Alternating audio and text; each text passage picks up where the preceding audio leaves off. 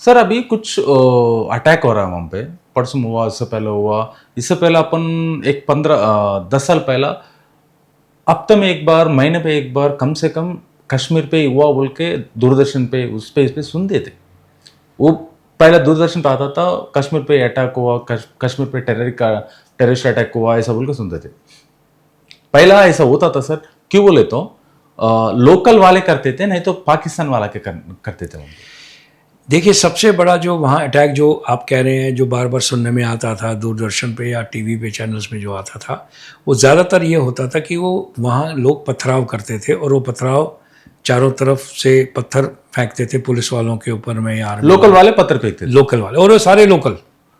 उन लोगों को 100 रुपये 200 रुपये मिलते थे पत्थर फेंकने के लिए, 1 घंटा पत्थर फेंकने के लिए। 1 घंटा पत्थर फेंकने के लिए 200 रुपए लोकल वाले पत्थर फेंकते थे। बच्चे, छोटे छोटे बच्चे, 10 साल 15 साल। पुलिस वालों के ऊपर फेंकना, हिंदुओं के ऊपर फेंकना। हिंदू तो बचे कहाँ पे वहां पे, वो कहाँ फेंकेंगे, हिंदू तो बचे ही नहीं वहां पे। हाँ, तो जो थे वो पुलिस वाले या आर्मी जो फोर्सेस थी वहां पे, हाँ। उनके ऊपर, जैसे कोई किसी मुसलमान की मौत हो गई, उसका प्रोसेशन निकला, उस पर पथराव शुरू कर देना, फिर पुलिस वाले वहां पे उनके ऊपर पथराव शुरू कर देना। तो इस तरह के हादसे बहुत होते थे, वही ज़्यादातर कवर होते थे। और बाद में मोदी गवर्नमेंट ने थोड़ी सख्ती करी और ये पथराव तो कम से कम पहले से बहुत कम हो गया। पहले से बहुत कम होगा। पहले से बहुत कम हो गया। कैसे कम हुआ सर? वो कम होने का कारण क्या देखिए, है? देखिए, इसमें 2-3 है। एक तो सरकार का एक्टिव वो है। दूसरी चीज़ ये है कि जब पहले न्यूज़ में जब ये आती थी चीज़ें, तो जो बाकी के इस्लामिक कंट्रीज़ होती थी या बाकी की जो कंट्रीज़ होती थी, वो लोग उनको सपोर्ट करते थे। देखिए जी, उनके साथ में बड़ा ये हो रहा है, पुलिस वाले उनको मार रहे हैं, ये हैं। तो उसकी वजह से ये तो अच्छा नहीं था कि पूरी की पूरी न्यूज़ जो है वो टीवी पे दिखाया जाए। ये बात तो ठीक नहीं, क्योंकि सिक्योरिटी फोर्सेस जब अपना काम कर रही होती हैं, उस वक्त हमको कवरेज नहीं करना चाहिए। उनकी अपनी स्ट्रेटजीज़ होती हैं, अपने तरीके से वो काम करते हैं। तो उसकी वजह से एक तो नहीं दिखाना। दूसरी चीज़ ये है कि जो मोदी गवर्नमेंट थी, जब जो सेंट्रल कंट्रोल में, जो गवर्नर के रूल में जब चल रहा है, तो उसमें काफ़ी स्ट्रिक्टनेस उन्होंने बताई। उन्होंने उनके फंड्स को पकड़ा, उनके जो पाकिस्तान के जो कनेक्शंस थे उनको पकड़ा, और उसके बाद में बच्चों को अरेस्ट करने, पहले तो अरेस्ट नहीं करते थे कि भाई वो तो माइनर बच्चे हैं, छोड़ दो ये।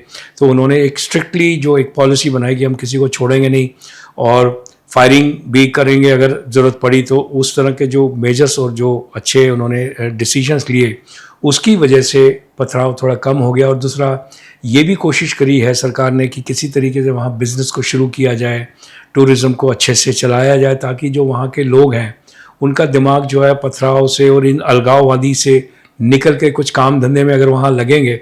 आपको ये जानकर हैरत होगी कि आज जो श्रीनगर है, श्रीनगर के अंदर में 70% जो लोग हैं उनकी उम्र 25 से 35 साल है। 25 से 35 साल बहुत यंग है, बहुत यंग है। तो इसलिए अगर यंग लोग हैं और उनको अगर काम धंधा नहीं मिलेगा तो वो यही काम करेंगे। तो इसलिए सरकार की जो नीति है उसमें यह है कि कुछ वहाँ टूरिज़्म के बारे में या बिजनेस है, और वहाँ पे काफ़ी टाइट कर दिया उन्होंने। जो फंडिंग है, टेररिस्ट फंडिंग को बिल्कुल टाइट कर दिया। जो वहाँ बैंक्स हैं, पूरा का पूरा मॉनिटरिंग हो रहा है कि पैसा कहाँ से आ रहा है, कहाँ जा रहा है। और ये सब चीज़ों की वजह से वहाँ पे ये जो पथराव है और जो ज़्यादा जो रोज़मर्रा की जो वायलेंस होती थी, वो थोड़ी वहाँ पे कम हुई है। लेकिन वो कम हुई है, लेकिन बड़े बड़े हादसे जो हैं वो साल भर में एक बार तो बड़ा बड़ा हो रहा है। उसकी वजह से दहशत फिर फैल जाती है। और जो टेररिस्ट लोग हैं वो मारने से ज़्यादा दहशत फैलाना चाहते हैं। वो ये नहीं चाहते हैं कि हिंदुओं का वहाँ पे रूल रहे, क्योंकि आपको मालूम है कि जो इस्लाम है वो हमेशा बड़ा अपने धर्म को बढ़ावा देना चाहता है। हिंदू धर्म तो किसी को बढ़ाता नहीं, हम तो कन्वर्ट नहीं करते किसी को। तो इस्लाम में तो कन्वर्जन बिल्कुल जायज़ है। बाकी बहुत सारे धर्मों में, क्रिश्चियनिटी में भी जायज़ है उनके धर्म में भी प्रचार करना और आगे बढ़ाना। लेकिन हिंदुओं में हम किसी को बढ़ाते नहीं हैं, और हम तो बाय बर्थ हिंदू होते हैं।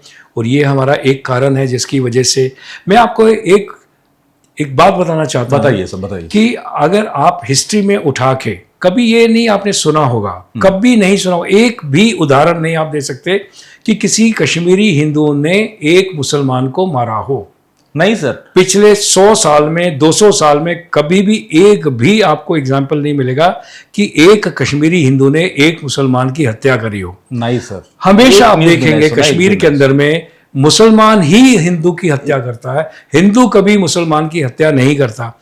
तो ये आप मान सकते हैं कि हिंदू जो है कभी भी वायलेंस का रास्ता नहीं अपनाना चाहता। स्पेशली जो हिंदू ब्राह्मण, जो वैदिक हम ब्राह्मण्स हैं, सारस्वत हम ब्राह्मण्स हैं, हम तो अहिंसा को मानते हैं, अहिंसा परमो धर्म। अहिंसा परमो धर्म। तो हम उसी को मानते हैं। हमने आज तक कभी भी हथियार नहीं उठाए हैं, किसी पे हाथ तक नहीं हम उठाते हैं, लेकिन हमने सारे जो जुल्म है वो सब बर्दाश्त किए हैं हमने। हाँ सर, सही। और हम चुपचाप वहां पे सहते रहे, और हमको बचाने वाला भगवान के अलावा और कोई भी नहीं है जो हमको बचाए।